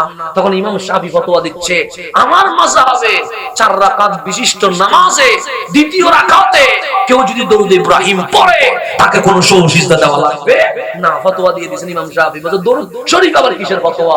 দরুদ শরীফে কোনো ফতোয়া চলবে না, পড়ব অসুবিধা নাই, দ্বিতীয় রাকাতে যদি পড়ে কোনো সমস্যা নাই। ইমাম শাফি ফতোয়া দিয়ে দিয়েছেন যে আমার মাযহাবে 4 রাকাত বিশিষ্ট নামাজে দ্বিতীয় রাকাতে তাহিয়ার পরে কেউ যদি ভুলে দরুদ ইব্রাহিম পড়ে তার নামাজ হয়ে যাবে, তাকে সহসিজদা দিতে হবে না। ফতোয়া দিয়ে দিয়েছেন। ফতোয়া দিয়ে ঘুমাইতে দেরি, ঘুমের মধ্যে দেখতেছেন আমার রসুলে আরবি বসে আছে, এক কোনায় ইমামে আজম আর এক কোনায় ইমাম শাফি বসে আছে। আমার কামলিওয়ালা ইমামে আজমের দিকে তাকায়া মিটি মিটি হাসি দেওয়া শুরু করছে। কার দিকে তাকায় আছে? আমার ইমামে আজমের দিকে তাকায় আছে। ইমাম শাফি বললেন, ফতোয়া দিলাম নবীর পক্ষে আমি, রসুল তাকায় আছে কার দিকে? ইমামে আজমের দিকে, আমি না দিলাম নবীর পক্ষে ফতোয়া। তখন ইমাম শাফি ডাক দিলেন, ইয়া রাসূলুল্লাহ, আপনি ওনার দিকে তাকিয়ে তাকিয়ে মিটি মিটি হাসতেছেন, আর আমার দিকে একটা বারও তাকাচ্ছেন না, আমার নবী তাও তাকায় না, শুধু ইমামে আজমের দিকে তাকিয়ে মিটি মিটি হাসতেছেন। ইমাম শাফি বললেন, ইয়া রাসূলুল্লাহ, আপনি কি জানেন ইমামে আজম আবু হানিফা কি ফতোয়া দিয়েছেন? উনি বলতেছেন 4 রাকাত বিশিষ্ট নামাজে দ্বিতীয় রাকাতে কেউ যদি দরুদ ইব্রাহিম পড়ে তাকে সহসিজদা দিতে হবে। সহসিজদা মানে শাস্তি, নবীর দরুদ আবার কিসের শাস্তি? আর আমি বলছি আমার মাযহাবে 4 রাকাত বিশিষ্ট নামাজে দ্বিতীয় রাকাতে কেউ যদি ভুলে দরুদ ইব্রাহিম পড়ে তাকে কোনো সহসিজদা দিতে হবে না। আর আপনি তাকাই আছেন ইমামে আজমের দিকে, আপনি তো আমার দিকে তাকাবেন। আমার নবী ইমাম শাফির দিকে ফিরে বললেন, এর ইমাম শাফি, তুমি ওকে জিজ্ঞেস করো, ইমামে আজম আবু হানিফাকে জিজ্ঞেস করো উনি এই ফতোয়া কেন দিলেন। তখন ইমাম শাফি বললেন, এই ইমামে আজম, আমি তো আপনাকে অন্তর থেকে শ্রদ্ধা করি, আপনার জুতা আমি মাথায় নিতে প্রস্তুত আছি, কিন্তু নবীর দরুদ পড়লে সমস্যা কি? তো 4 রাকাত বিশিষ্ট নামাজে দ্বিতীয় রাকাতে দরুদ ইব্রাহিম যদি পড়ে আপনি বলছেন সহসিজদা দিতে হবে, আমি মানতে পারলাম না। ইমামে আজম বললেন, এই ইমাম শাফি, 4 রাকাত বিশিষ্ট নামাজের দ্বিতীয় রাকাতে কি দরুদ পড়ার কোন নিয়ম আছে? ইমাম শাফি বলেন, নিয়ম নাই। তো কেউ যদি পড়ে সে কি জেনে পড়ছে, ইচ্ছাই না অনিচ্ছায়? সে ইচ্ছাই হলে তো কেউ পড়বে না, অনিচ্ছাই তো পড়বে। তো ইমাম শাফি বলছে, কেন আমি সহসিজদার কথা বলেছি জানো? সে কেন? সে দ্বিতীয় রাকাতে কেউ যদি দরুদ ইব্রাহিম পড়ে সে ইচ্ছা করে পড়ে নাই, অনিচ্ছাই পড়েছে, সে জেনে পড়ে নাই, না জেনে পড়েছে, সে ভুলে পড়েছে, সে নামাজে অমনোযোগী অবস্থায় পড়েছে। আরে আমি ইমাম শাফির কথা হচ্ছে নবীর উপর দরুদ পড়বে আর মনোযোগ অন্যদিকে থাকবে, এটার চেয়ে বড় অপরাধ আর কিছু হইতে পারে না। তাকে অবশ্যই শাস্তি আনতে হবে, তাকে সহসিজদা দিতেই হবে, কারণ সে জেনে পড়ে নাই। কেন? সে যখন দরুদ পড়বে তার ভিতরে খেয়াল থাকতে হবে আমার নবী তো আমার চোখের সামনে আছে, তার খেয়াল থাকতে হবে আমি নবীকে দেখে দেখে সালাম দিচ্ছি। আর সে ভুলে না জেনে দ্বিতীয় রাকাতে কি বলে ফেলছে, দরুদ পড়ছে, অনিচ্ছাই পড়লো। কেন? এখানে আদবের কি আছে? ঘাটতি আছে। তা আদবের যেখানে এর চেয়ে বড় অপরাধ আর কিছু হইতে, সুতরাং তাকে সহসিজদা কি করতে হবে? দিতে হবে। ইমাম শাফি বলেন, ইয়া রাসূলুল্লাহ, আমি সালাম দাও, ওনার কাছে আমি আর কখনো আর কোনো বিষয়ে আপত্তি করার কোনো সুযোগ নাই, কারণ ইশকে রাসূলের ব্যাপারে ইমাম শাফি অনেক দূরে গিয়ে আছে। দেখেন ওনারা ভাবতেছেন দ্বিতীয় রাকাতে দরুদ করবে, তাও ভুলে কেন করবে? কারণ ভুলে যেহেতু সেখানে তাজিম ছিল না। আর আমি আপনি সোনার মদিনার সবচেয়ে গম্ভীরের সামনে দাঁড়িয়ে মোবাইলে লাইভ দেওয়ার কথা মনে পড়তেছে, ফেসবুকে পোস্ট দেওয়ার কথা মনে পড়তেছে, সেইখানে বসে অন্যজনকে কল দেওয়ার কথা মনে পড়তেছে, এটার চেয়ে বড় বেয়াদবি এই জমিন আর হইতে পারে? সেজন্য গভর্নমেন্টের উচিত মদিনার হেরেম এবং মক্কার হেরেম, দুই হেরেমের মধ্যে টাচ মোবাইল বন্ধ করে দেওয়া, মোবাইল ইউজ করা ডাইরেক্ট হারাম ঘোষণা করে দেওয়া দরকার। মানে এখানে কোনো কি নাই, আদব নাই, কাবার সামনে আদব নাই, লাব্বাইক আল্লাহুম্মা লাব্বাইক বলছেন, মোবাইল, শুধু মোবাইল, সব মোবাইলে সরাসরি, এখানে মানুষ দেখা যাচ্ছে, শুধু কি দেখা যাচ্ছে, মোবাইল দেখা যাচ্ছে। হাজরে আসওয়াদ যেটা পাথর, আপনি কি মনে করছেন এটা কোন ছোটখাটো পাথর? না, এটা বাবা আদম জান্নাত থেকে নিয়ে আসছে। আমার রাসূল বলছেন হাজরে আসওয়াদের সাথে হাত লাগানো মানে সে ডাইরেক্ট আমার আল্লাহর কুদরতি হাতের সাথে মুসাফাহা করা শুরু করে দিয়েছে। হাতের পাথর, এটা পাথরটা পাওয়ার কেমন জানেন? পাওয়ার, এটা পাওয়ার আপনি ডাইরেক্ট চুমা দিলেও চুমা হচ্ছে না, আমার কপালে আসি দিতে হবে, আমার হাতে আসি দিতে হবে। আপনি যদি এখানে বসে দিস বলেন আপনার একটা সোমা দিলাম, এটা কি হবে? হবে না। কিন্তু এই হাজরে আসওয়াদকে কাছ থেকে চুমা দিলেও চুমা, দূর থেকে এভাবে চুমা দিলে কি হয়ে যায়? চুমা হয়ে যায়। আমার রাসূল বলছে এই হাজরে আসওয়াদ যে পাথরটা কালো, এই পাথরটা কাল হাশরের ময়দানে যারা চুমু দিয়েছে, যারা টাচ করেছে, যারা জড়িয়ে ধরেছে, সবার জন্য এই পাথর আল্লাহর দরবারে সুপারিশ করতে থাকবে। পাথরে সুপারিশ করতেছে কিসে? আপনি নবী সুপারিশ মানতে পারতেছেন না, ওলি সুপারিশ মানতে পারতেছেন না। আর আমার নবী বলে ওলি নবী তো অনেক দূরে, তোমার জন্য হাজরে আসওয়াদ কি করবে? সুপারিশ করবে। ওটার সামনে ভক্তি নিয়ে যাও, আদব নিয়ে যাও, প্রেম নিয়ে যাও, যেখানে প্রত্যেকটা জায়গা আপনার জন্য বরকতময়। সেখানে কি মোবাইলের কথা মনে করার কথা? কত মানুষ মক্কা দেখে নাই, কত মানুষ কাবা দেখে নাই, তাদের মন কাঁপছে। আর আল্লাহ আপনার সুযোগ করে দিছে, আপনি কাবার সামনে নিয়ে মোবাইল নিয়ে কি করতেছেন? সরাসরি করতেছেন। সেজন্য কাবার সামনে যেতে পারা, মদিনার রওজার সামনে যেতে পারা এটা বড় সৌভাগ্য।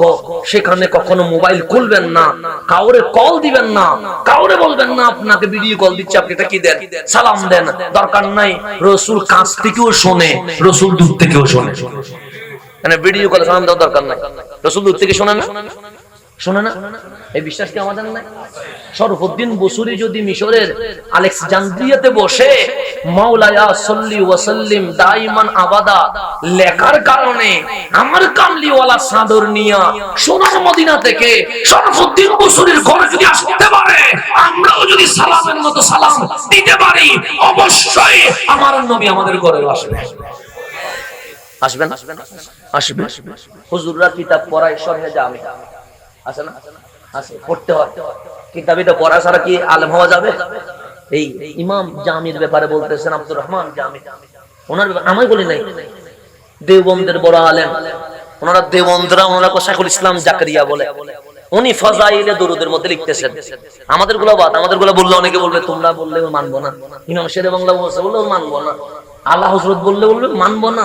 ওনারা যাকে বলছে শাইখুল ইসলাম জাকারিয়া, উনি একটা কিতাব লিখছেন ফাজাইলে দুরুদ। এটার কিতাবের মধ্যে লিখতেছেন যে ইমাম জামি, হুজুররা যে কিতাব পড়ায় আমাদেরকে শরহে জামি, এই কিতাবের লেখক উনি যখন হজের নিয়ত করেছে, উনি ঘরে বসে বসে বলছেন আমি যে মদিনায় যাব, আমার কামলিওয়ালার সালাম কিভাবে দিব?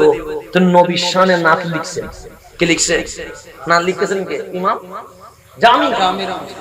নাম লিখতেছেন কোথায় বসে? ঘরে বসে। নিয়ত জামি জিলহজ্জে খানায়ে কাবার তাওয়াফ শেষ করে মদিনায় মুনাওয়ারায় যাব, আর আমার নবীর সামনে আমি জামি এই নাম শরীফ পড়ে পড়ে দরুদ সালাম পাঠ করতে থাকব। সেজন্য হজ করতে হয় মক্কায়, কবুল করাইতে হয় মদিনায়। এটা উলামায়ে কেরামের 1400 বছরের আমল, নতুন কোন আমল না, 1400 বছরের আমল। হজ করতে হয় কাবায়, কবুল করতে হয় কোথায়? মদিনায়। এটা মনে রাখবেন। আমার রাসূল বলতেছেন আল্লাহর দরবারে, আল্লাহ মক্কায় যদি নিয়ামত একটা দাও, মদিনায় নিয়ামত কয়টা দিবা? দুইটা দিবা। আমার ভিতরে মদিনার প্রেম এমন ভাবে জাগায়া দাও, মক্কার প্রেম যেভাবে জাগিয়ে দিয়েছো, বল আশা মক্কার চেয়ে মদিনার প্রেম আরো বেশি জাগায়া দিও। আল্লাহ দরবার দোয়া করতেছেন রহমতুল্লিল আলামিন। মক্কার চেয়ে প্রেম জাগবে কিসের বেশি? মদিনার বেশি আশা। কারণ আমার রাসূল সাহাবায়ে কেরামকে বলছে, সাহাবী আমার হজ করতে গেলে দ্রুত চলে আসিও। কেন? তো দোয়া করি মরণ যেন মদিনায় হয়। মরণ যেন কোথায় হয়? মদিনায়। কেন? যতজন মানুষ মদিনায় মারা যাবে, আমি নবী তাদের জন্য সুপারিশ করতে প্রস্তুত হয়ে যাচ্ছে। মদিনায় মরণ খুঁজবেন আল্লাহর দরবারে। মদিনায় মরণ বড় জিনিস। সেজন্য যারা প্রবাসী আছেন মদিনা, তারাও ভাগ্যবান। কেন? এই প্রবাসী গুলোর জন্য আমার নবীর সুপারিশ জুড়ে যাবে। সেজন্য মদিনায় যারা থাকেন সব ভাগ্যবান। কষ্ট থাকলেও কখনো বলবেন না আমি কষ্টে আছি। আমার নবী বলেছেন মদিনার ব্যাপারে কাউকে বুঝাইও না। কেন? আমার জন্য মানি নিও, কারণ আমি মক্কার চেয়ে বেশি মদিনাকে ভালোবাসি।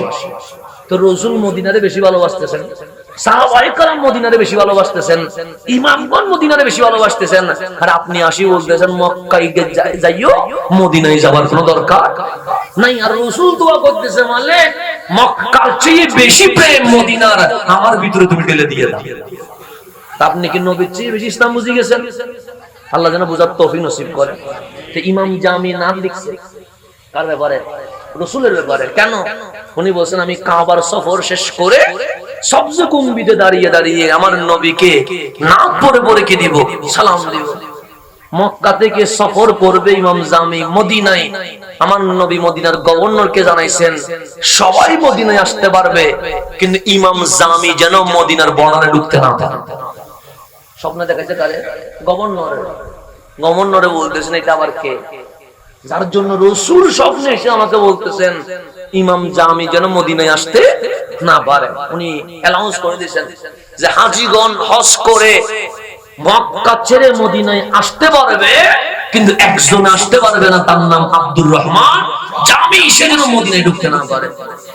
ইমাম জামির কাছে মেসেজ পৌঁছে গেছে যে মদিনার গভর্নর ওনাকে মদিনায় ঢুকা কি করে দিয়েছে, নিষিদ্ধ করে দিয়েছে। উনি কাবার সামনে যুগের বাণী জেলে দিয়েছে, মালিক আমি তো কোনো আসামিও নয়, আমার বিরুদ্ধে কোনো কেসও নাই, মামলাও নাই, কিছুই নাই, কিন্তু এমন কি অপরাধ হয়ে গেছে যে প্রকাশ্যে অ্যানাউন্স করে দিয়েছে যে ইমাম জামি মদিনায় ঢুকতে পারবে না। উনি বললেন সমস্যা নাই, প্রয়োজনে মুখের মধ্যে নেকাব পরে আমি কোথায় ঢুকে যাবো, মদিনায় ঢুকে যাবো, আমি এইসব বুঝানো মানি না।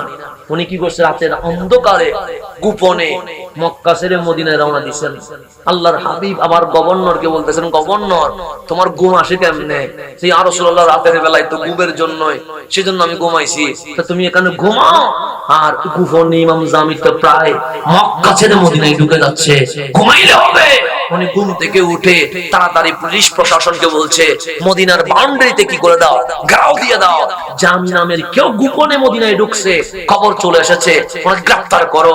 এরকম সবাইকে তল্লাশি করতে করতে ইমাম জামি ধরা খেয়ে গেছে।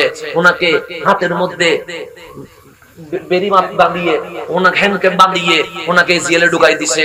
কারণ গভর্নরের ভিতরে মনে প্রশ্ন, মানুষটা দেখতে আল্লাহর ওলি মনে হয়, দাড়ি জুব্বা পাগড়ি সব ঠিক আছে, কিন্তু আল্লাহর হাবিব ওনাকে গ্রেফতার পর্যন্ত করাই ফেলছে। কি হইছে আল্লাহ জানে। একদিন যায়, অপরাধ কি কেউ জানে না, কারণ গভর্নরকে আল্লাহ রাসূল বলছে মদিনায় যেন ঢুকতে না পারে, কিন্তু কি জন্য ঢুকবে না এটা তো আল্লাহ রাসূল বলে নাই। 2 দিন যায়, গভর্নরের চেহারা মলিন হয়ে গেছে। ইয়া রাসূলুল্লাহ আমাকে দিয়ে গ্রেফতার করাইলেন, তার দোষ কি, অপরাধ কি, কিছুই তো জানলাম না। 3 দিন চলে গেছে, কিন্তু আল্লাহর রাসূল আর স্বপ্নে আসে নাই। 4th দিন গভর্নরকে স্বপ্নে দেখাচ্ছেন, গভর্নর আমার ইমাম জামিকে তুমি গ্রেফতার করে রাখছো কেন, জেলখানায় বন্দী রাখছো কেন, ছেড়ে দাও। গভর্নর বলেন ইয়া রাসূলুল্লাহ কিছুই তো বুঝতেছি না। বললেন মদিনায় আসতে পারবে না, কারণ বেচারা মদিনায় ঢুকে যাচ্ছে, আমি গ্রেফতার করে ওনাকে জেলখানায় দিছি, ওনার অপরাধ কি? আমার নবী বলেন গভর্নর কোনো অপরাধ নাই, আমার জামি বড় আশিক রাসূল এমন নাত লিখেছে, এই নাত যদি আমি নবীর রওজার সামনে এসে পড়ে আমি নবীর রওজায় থাকতে পারবো না, মুলাকাত করার জন্য রওজা থেকে আমি হাত বের করতে বাধ্য হয়ে যাব। আমি যদি হাত বের করে দিই পৃথিবীর অবস্থা কি হবে?